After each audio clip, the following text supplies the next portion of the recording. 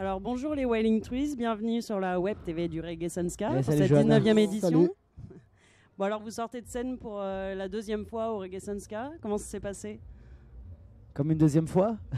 Il y avait ça du s'est monde super un bien. peu, il faisait Ça s'est chaud. ça s'est super bien passé parce qu'on a eu la chance d'avoir un public super bouillant malgré la température, sans mauvais jeu de mots. Il faisait vraiment très très très chaud sur le plateau et j'imagine aussi pour les gens, forcément. Et donc ils étaient présents malgré la chaleur, malgré l'heure très fraîche, c'est-à-dire que c'était tôt quoi dans la soirée. Et non, moi je trouve qu'on a passé un bon moment. Le public a été réceptif, c'était vraiment cool. Et alors du coup, vous avez, pour resituer un petit peu le groupe et tout ça pour les gens qui ne vous connaîtraient pas, donc vous avez sorti un premier EP Selon ma nature en 2012. De là, vous avez gagné le Reggae Contest en 2014, qui vous a permis d'être sur la scène du Sunsky une première fois. Vous pouvez me raconter cette histoire-là? On peut resituer aussi la chose. Le groupe il est né en janvier 2012. Donc il y a eu l'EP qui est arrivé en octobre 2012 et puis par la suite avec Cédric, notre manager qui est arrivé en cours de route, nous a aidé à développer le groupe. Puis on s'est inscrit à l'European Reggae Contest qu'on a eu la chance de remporter ici même à Bordeaux, puisque la finale européenne et la finale française se déroulaient au Rock School Barbet à Bordeaux en 2014. Donc je fais juste une petite parenthèse pour dire que vous arrivez de Lyon, vous êtes de Vienne il me semble. Le noyau est de Vienne mais le groupe est de Lyon. Mais vous êtes à Lyon aujourd'hui, donc voilà, Bordeaux c'est pas forcément Bordeaux, une évidence. C'est pas à côté, ouais. Donc on a eu la chance de venir là, de rencontrer plein d'autres groupes européens et français et de remporter ce tremplin. Du coup ça nous a permis de faire 7-8 festivals, les plus grands festivals de reggae d'Europe, en Slovénie, Slovaquie, en Sardaigne, Reggae Sunskia et Eurototom en Espagne. Donc c'était une pure expérience. Et le Ziget, Ziget ça s'est fait après, ça s'est fait en 2015, c'était l'année dernière. Ça s'est fait hors cadre du Reggae Contest, mais on a eu aussi l'occasion de faire ce festival-là ultérieurement. C'était vraiment cool, c'est une pure expérience. Et du coup, par rapport à la dernière fois, en fait, on venait de Sardaigne 2 jours avant. En fait, on venait d'un festival qu'on avait gagné grâce au Rototom. Donc, on arrivait de Sardaigne, on avait tapé 2 jours, 2 nuits blanches. On était arrivé le matin même, sans avoir dormi depuis presque 48 heures. On avait pris le ferry, fait je sais pas combien d'heures de camion. Et du coup, on était arrivé sur la scène du Reggae Sunska et paf, fallait s'installer, balancer. Et on a joué direct derrière. Donc c'était une super expérience, mais on était morts quoi. Et là on a pu arriver en avance, on avait le temps, tu vois, de s'installer, tout ça, et du coup c'était quand même vachement plus appréciable quoi. Mais la dernière fois c'était une sacrée péripétie ce voyage. Ouais.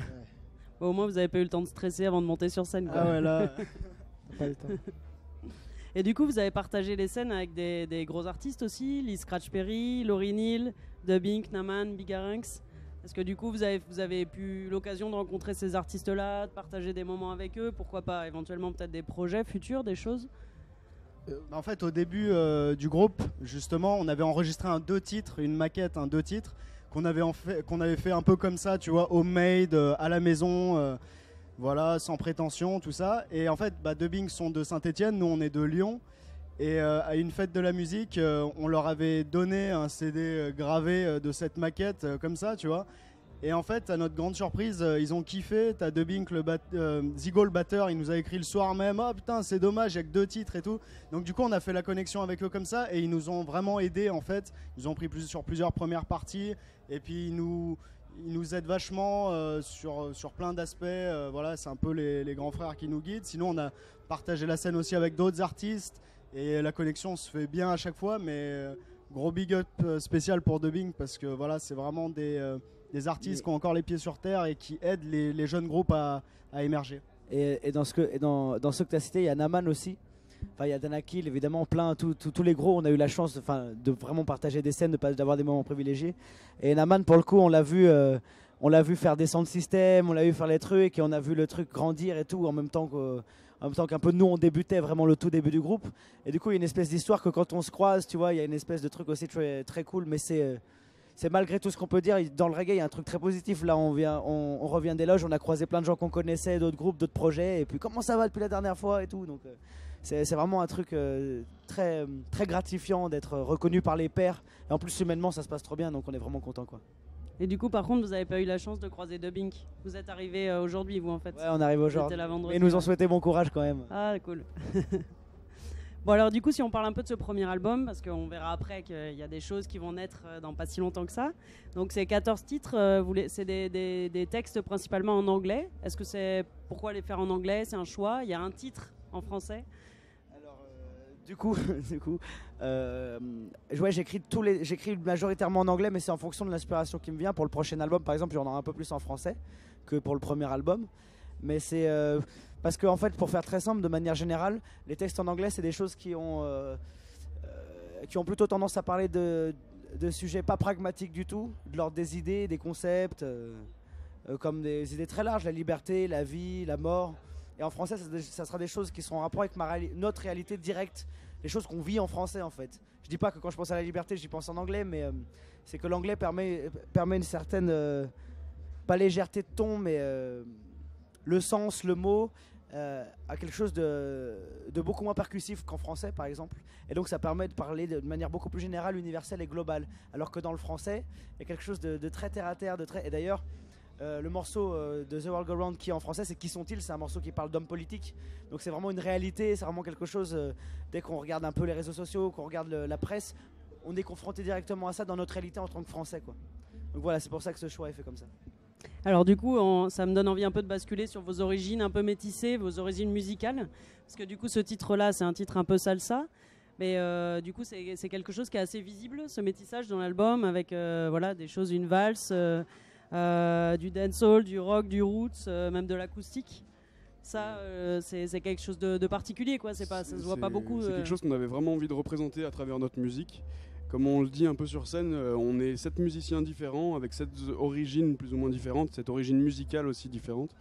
Et du coup, on représente un peu ces originalités-là à travers la musique et on essaye de faire partager toutes nos inspirations et tout ce qu'on a appris de notre musique, on va dire, quand on était soit à l'école, soit en écoutant de la musique. Et au fur et à mesure, on inclut ça à l'intérieur du reggae. Et c'est un peu ce qui fait notre patte, c'est ce qu'on aime bien faire à travers Wailing Trees, quoi. C'est le projet qui fonctionne comme ça.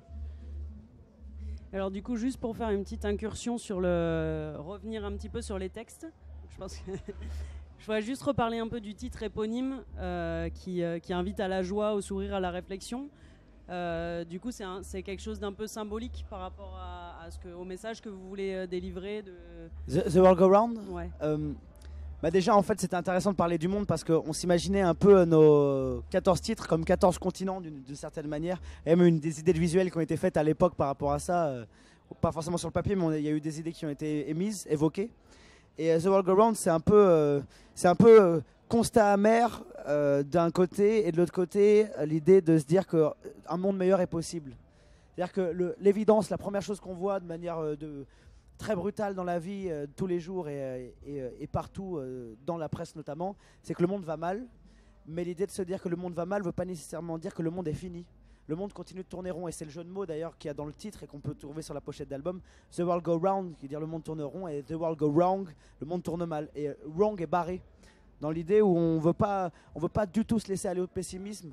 Bien au contraire, on a envie de dire mais c'est encore possible, croyons-y, s'il vous plaît, s'il vous plaît. Parce que à quoi ça servirait qu'on agisse, à quoi ça servirait qu'il y ait ce genre de festival avec des artistes qui font du reggae, entre autres, et qui affirment des choses engagées pour un monde meilleur. À quoi ça servirait qu'on fasse tout ça si c'était pas, s'il n'y avait pas un fond d'optimisme derrière. Et c'est vraiment le leitmotiv de Wailing Trees, quoi. Et c'est ce qu'on dira, et ce qu'on dit depuis le début, et ce que j'espère qu'on dira toujours, c'est que nos anciens, les plus gros artistes, je te parle de Marley, Steel Pulse, etc., ont fait des constats du monde, ou même de Bink ou d'Anakin, évidemment.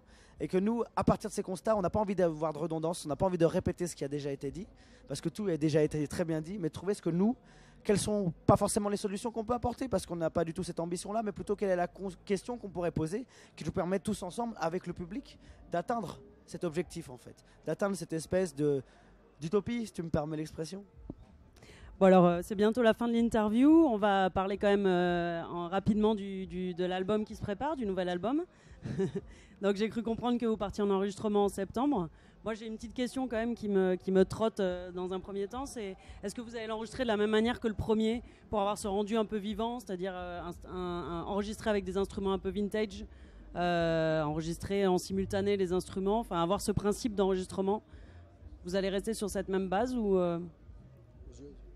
A priori, il va y avoir, je pense, un peu de changement. Moi, je suis un nouveau dans l'équipe, j'en suis très heureux. Et pour ce qui me permet de parler du futur, du coup. Je pense que il va y avoir un peu, au niveau de l'enregistrement, il va y avoir du simultané. Et il va y avoir autant, ce que je veux dire, des choses prises tous ensemble, un peu live, que des choses prises séparément qui donnent un effet plus produit, plus, comment dire, plus machiné et qui peut être plus costaud dans le rendu. Je pense qu'on va plus, je peux dire qu'on va sur un son plus moderne peut-être cette fois-là. Voilà, et sur les influences, pour en parler un petit peu, je peux dire en tant que nouveau en tout cas qu'il y a cette grande liberté de pouvoir proposer un peu de tout et qui est bien agréable. Après, je sais pas, qu'est-ce que t'en dirais? Ce sera pas vintage comme l'ancien album. Voilà, on voulait un son à l'ancienne.